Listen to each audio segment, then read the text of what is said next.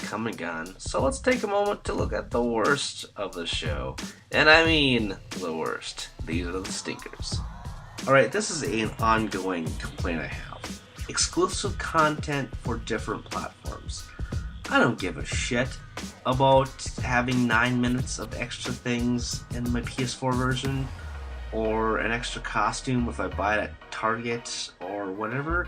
It's just stupid, and a lot of the stuff they do it so that they can get exclusive deals, or so Walmart and Target and all those other stores feel like they can get exclusive content, so people would come to them rather than somebody else instead of just having the game in general.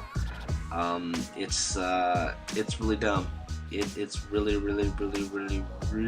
dumb, and all the content, so it's always exclusive, it's always stupid, and it's always timed. Xbox One announced that Advanced Warfare is getting their content first, as always. Destiny is getting a bunch of exclusive content for the PS3 and 4 versions, and it's just, enough. The games should just speak for themselves, and exclusivity should come in first-party studios owned by whoever. I just don't like it. Another thing that was so grim to me was these developer diaries that teased a game that's not even really being worked on, but kind of is, and they're just alluding the fact that they have nothing to show, but because the entirety... Okay, I'm talking about EA, basically. The entire EA press conference.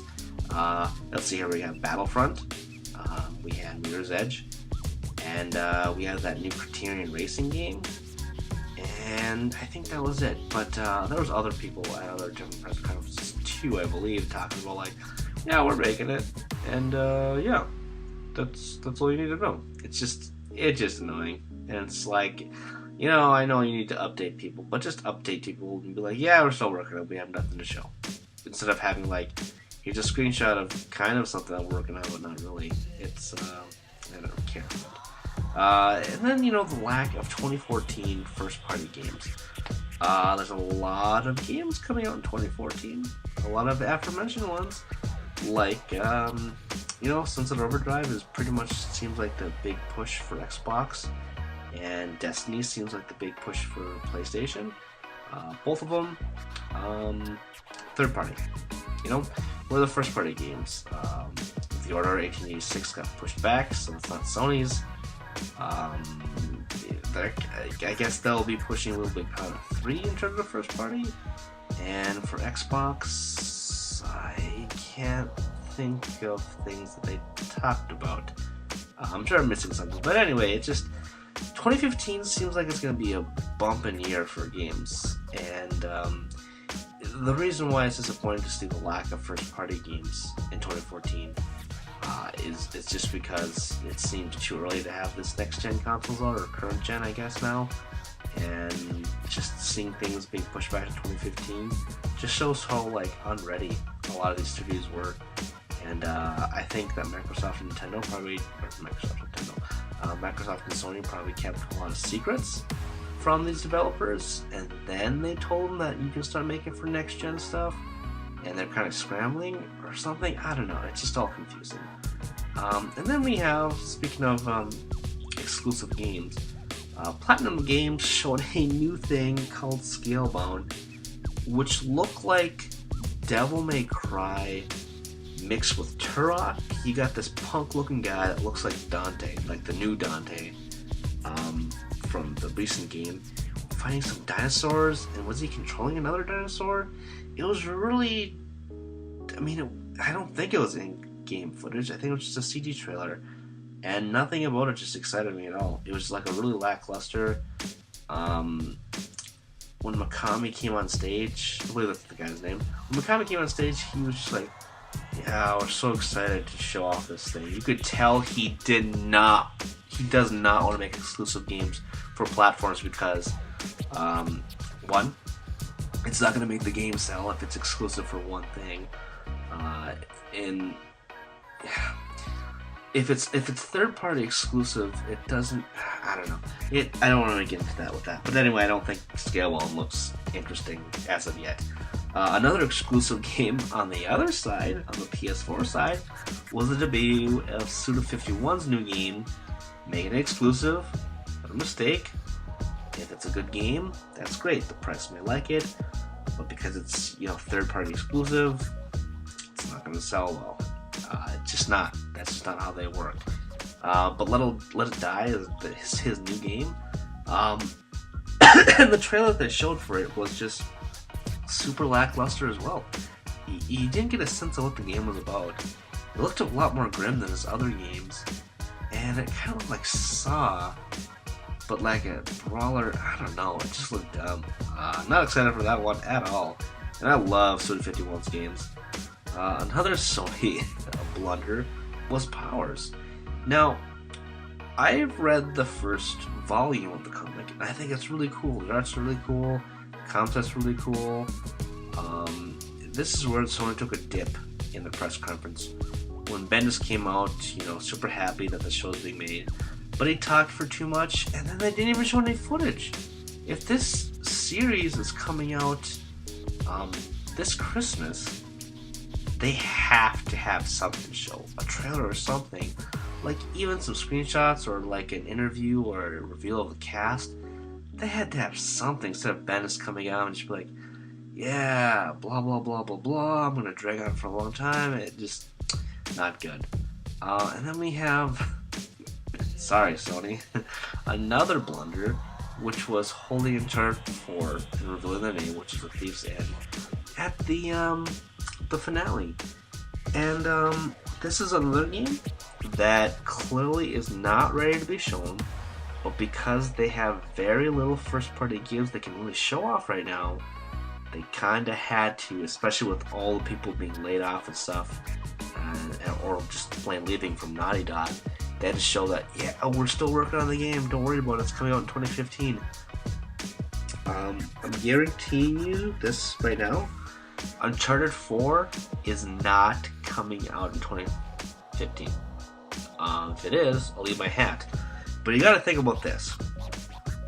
If it's coming out in 2015, which is probably going to be fall, it would have to mean that they gotta have something more to show than just Drake waking up in a lake or a river and be like, oh shit.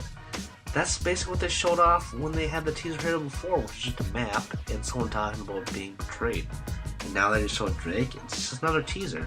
You show a teaser and then footage. You don't do 2 teasers in a row or multiple teasers. It's just stupid. That game is not coming in 2015, I guarantee it. Then we have Battlefield Hardline, which, many reasons why I'm angry about this. One, Visual Studios, who made Dead Space, which is one of the greatest horror games of all time. They were forced to be part of this Battlefield game. I think they were forced at least. And Battlefield Cops sounds like a cool idea, but when it just seems primarily multiplayer focused, in this Battlefield with like cops and robbers, not interesting to me. Not interesting to me at all. Payday 2 had that idea already on a less extent and stuff like that, but and then at the end of EA, they're like, and now we want exclusive beta with the PlayStation and PC. You can play it right now, and they blew like smokestacks, and it was just like, you're telling me I can get into a beta of this game that broke the PSN servers and probably EA as well? It was really weird. And then on a similar note, we have Tom Clancy's Rainbow Six Siege, which I was not, out of all the games, I'm gonna think of all the press conferences and just Ubisoft's like year after year like showstoppers. First year trend was Watch Dogs, and then The Division, and then they topped this one off with Siege, and it was just flat. That game did not look interesting to me at all. It was not story-based, it was basically a multiplayer, like an alpha match of securing a hostage. Why Sony games have done Capture the Flag or Get the Package or whatever, and just having it to be a hostage is just not interesting. It's the same thing, but with like a very slightly different concept. And I don't know, it just, the way it was presented was just bad too. And then basically number one on my list of most disappointing and worst things, I guess. Not a fucking thing about Final Fantasy 15 or Kingdom Hearts 3. Now I can understand Kingdom Hearts 3 because Nomura has come out and said, yeah, we probably showed that game a little bit too early because we don't really have a lot to say about it. I believe that. You know, that's fine. His main focus right now is Final Fantasy 15. But, you know, after being talked about being cancelled for so many years, and then they come on and be like, yep, Final Fantasy 15, it's, you know, being renamed, and it's now the mainstay Final Fantasy.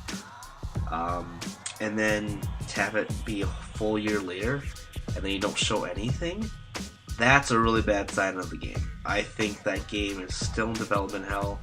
I think they showed a very thin slice of some gameplay last year, and I don't think we're going to see Final Fantasy 15 for a while yet. I mean, it's a Japanese game that's coming out first, obviously, for both that and Kingdom Hearts. So they're probably going to show it at Tokyo Game Show, and I mean, they can't blow their full load at E3. Yeah, maybe it'll be at Gamescom, I don't know. Either way, it's just, people know that this is a big game. Even saying something would have been nice. I don't know. Very disappointed. But, yeah, those are the worst and most disappointing things that I thought E3 2014 presented. So enjoy the rest of your day, and please don't kill yourself after knowing all these things that were terrible. Yeah. Boom, ba-jack, boom, boom, ba-jack, boom, ba-jack.